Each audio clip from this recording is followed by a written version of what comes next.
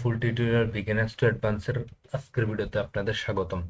গত ভিডিওতে আমরা দেখেছিলাম কিভাবে ডাটা রিট্রিভ করতে হয় বা কিভাবে ডাটা গেট করতে হয়, কিভাবে ডাটা ডাটাবেস থেকে নিয়ে আসতে হয়, এই বিষয়গুলো আমরা দেখেছিলাম এবং অর্ডার বাই কিভাবে অ্যাসেন্ডিং অর্ডার অথবা ডিসেন্ডিং অর্ডারে কিভাবে ডাটা শো করতে হয় সেই বিষয়গুলো আমরা গত ভিডিওতে দেখেছিলাম। আজকের ভিডিওতে আমরা দেখব কিভাবে কন্ডিশন ব্যবহার করে ডাটা গেট করতে হয় বা রিট্রিভ করতে হয় এবং কিভাবে ফিল্টার করতে হয় ডাটা এবং ফিল্টারের প্রত্যেকটা ক্রাইটেরিয়া আজকের ভিডিওতে আমরা দেখব। চলুন তাহলে শুরু করা যাক।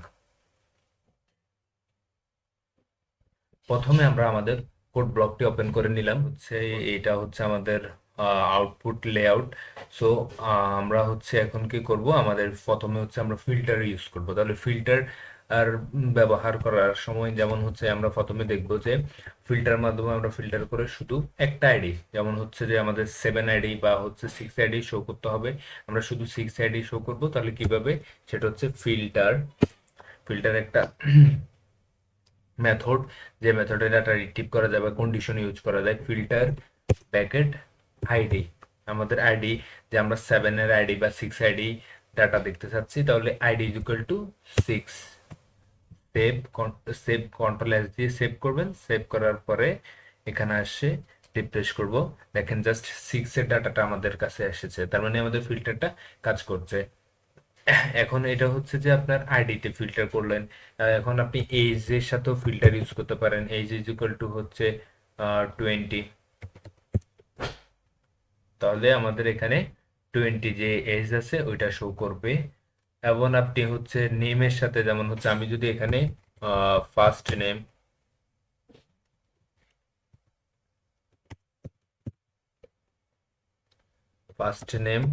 এটা স্ট্রিং টাইপ, তাই প্যাকেটে এমডি, তাহলে যেগুলোতে এমডি আছে ফার্স্ট নেম ওইগুলো এখন আমাদেরকে শো করবে। তেমন দুইটাতে ছিল এমডি এমডি, এগুলো আমাদেরকে এখানে শো করলো। তাহলে ফিল্টারের মাধ্যমে কিভাবে স্পেসিফিক ডাটা নিয়ে আসতে হয় সেটা আমরা জানলাম।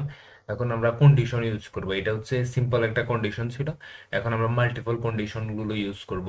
তাহলে এটা যেমন যদি ধরি age, age is equal two, একটু আগে আমরা প্রিন্ট করলাম এইজ ইজ ইকুয়াল টু 20, ডাটাগুলো আমাদেরকে দেখাবে।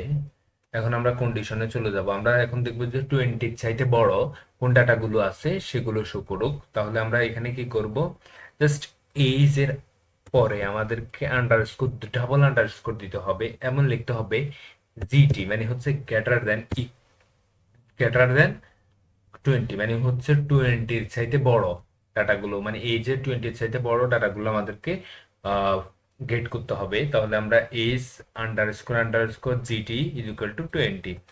তাহলে এখন আমরা যদি রিফ্রেশ করি, তাহলে এখন দেখেন 20-র চাইতে বড় যে ডাটাগুলো সবগুলো, এই যে 20-র চাইতে যে বড় সেই ডাটাগুলো আমাদেরকে এখানে শো করতেছে।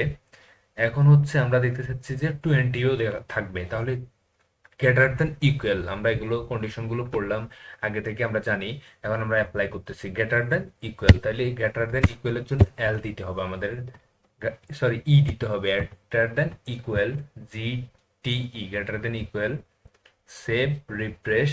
এখন দেখেন আমাদের 20 ডাটাটাও শো করতেছে। এটা যে গ্রেটার দেন ইকুয়াল, যদি বড় হয় তখন আমরা এটা ইউজ করব। এবং যদি ছোট হয়, এখন আমরা লেস দেন ইউজ করব। তাহলে লেস দেন কিভাবে ইউজ করতে হয়, এল টি, লেস দেন। তাহলে এল টিতে আমরা যদি এখানে রিফ্রেশ করি, তাহলে দেখেন 20 চাইতে ছোট যেগুলো, যে ডাটাটা ছিল, যেমন শুধু 10 ছিল, সেই ডাটাটাই আমাদেরকে শো করতেছে। এখন লেস দেন ইকুয়ালটা ইউজ করব। তাহলে লেস দেন ইকুয়াল এল টি ই।